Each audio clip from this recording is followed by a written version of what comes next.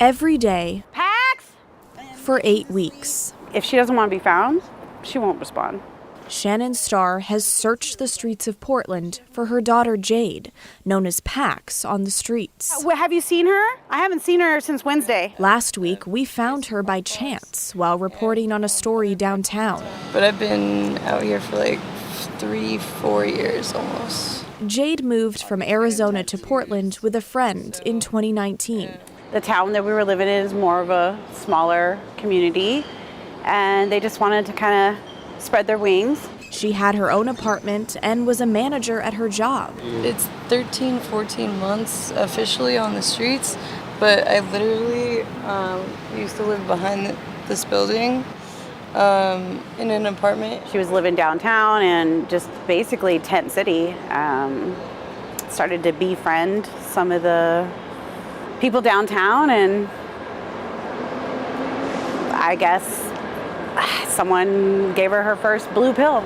And not long after, she ended up here. My body just gave out on me, and then I started using drugs. That's when her mother started making the trip from Arizona to Portland just to be with her. She wasn't like that at all. Growing up, I didn't have any of that to worry about with any of my kids. And Portland sucked the life out of her. It really just ate her up, and I'm just hoping it's not going to spit her out. Shannon took a leave of absence from her work to help her daughter, but that ends this week. So I'm hoping I find her today. I've run out of money. I ran out of money weeks ago. So it's just, I just come out here, I try to give her water, I try to convince her to even just get medical care. Through this, she's come to learn these streets almost as well as those who live on them. Have you seen Pax? Hi. Hey.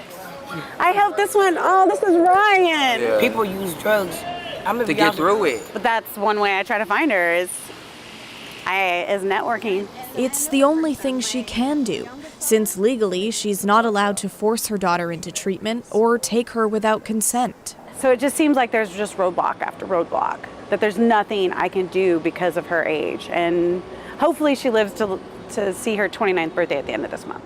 A painful reality she's learning to live with. I don't want my daughter to die. I'm supposed to die first. She's supposed to go to my funeral. So she keeps doing the only thing she can.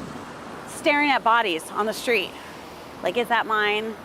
Is that person dead? Is that person alive? When I do find her, I'll park and I'll sit there for hours with her. We visited Southwest 4th and Harvey Milk, a spot she often camps. Could this be my sweetheart?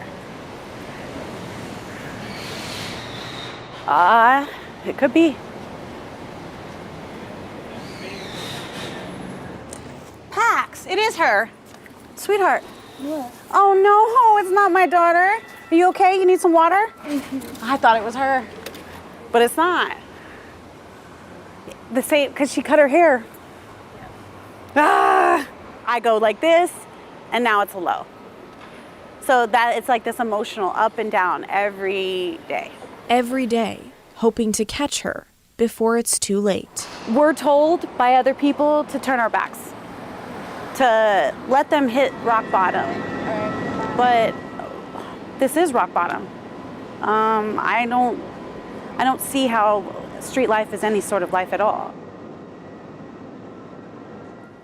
And Blair joins us now. Blair, I mean, you really feel for Shannon. They're talking about rock bottom. She feels like they are there. She did not find her daughter today, but she has found her in the past. When they do find each other, what's that conversation like? So from what the mother tells me, it really depends on the amount of drugs that Jade has done that day, where she is mentally. Shannon carries supplies with her every day. That's things like water, food, clothes.